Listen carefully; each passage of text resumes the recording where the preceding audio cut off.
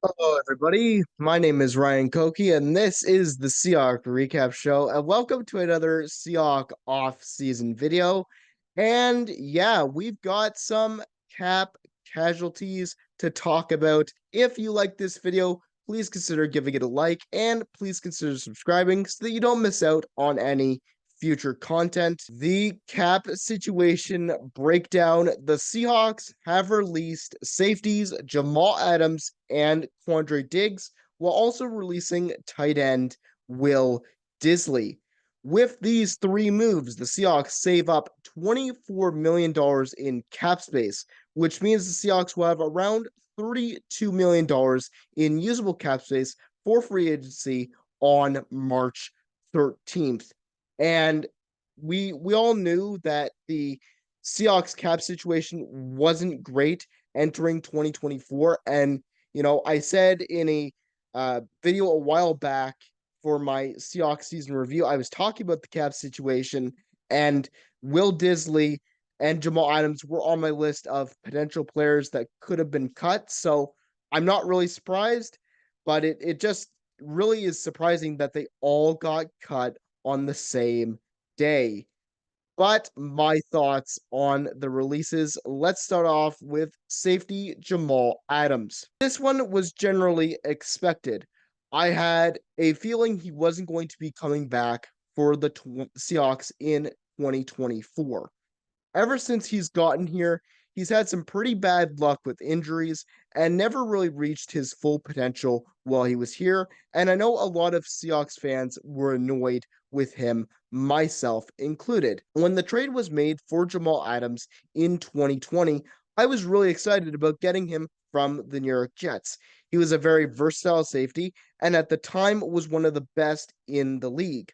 Although he didn't work out in Seattle, I wish him all the best in the rest of his career.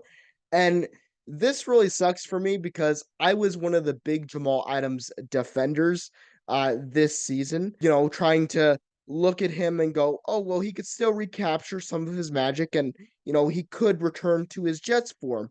But that just wasn't the case. And of course, he was a cap casualty that needed to go. And it really sucks because this is just a classic case of being injured way too much, and then when you're finally able to come back, you aren't the same player because of all the injuries, and uh, the Seahawks had to overpay him because when the trade happened in 2020, he needed Jamal Adams a new contract extension. So to give up two first round picks and then have to extend a guy to a healthy extension when he's coming off of a good year with the New York Jets, that's just an unwinnable situation. So I'm not really surprised that Jamal Adams was released. Let's get to safety Quandre Diggs. Diggs, for me, was a great addition to the Seahawks secondary.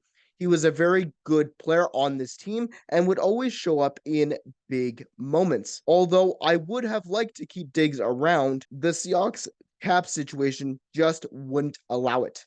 I think Quandre Diggs is still a good player, and I wish him all the best in the rest of his career. And one more thing I wanted to add with the safeties is that with these safeties, we have Julian Love, and we also have Jarek Reed II, and we have Kobe Bryant. So we had five safeties that could potentially start. And when you have depth at a position, of course, when you overpay for players, you're going to have to cut some of them. And that's exactly what happened with Quandre Diggs. I don't think it was a performance issue from Quandre Diggs. If we can get him back in the building at a lower cap hit this free agency, I say we could potentially do that and have fun with that. But if we don't get him, I wish him all the best because he was genuinely a very good player for this organization when he was here. And the final person I want to talk about was tight end Will Disley. Just like Diggs, Will Disley was a great addition to this Seahawks squad. He was a reliable pass catcher for the tight end group when he was needed, and it always sucks to see a Seattle-born player leave his hometown team. I hope he gets picked up somewhere, and I wish him all the best in the rest of his career. And this is the same kind of situation. Too much money tied up in their safety room, so you need to let some of them go. And it was Jamal Adams and Quandre Diggs. And same thing with the tight ends.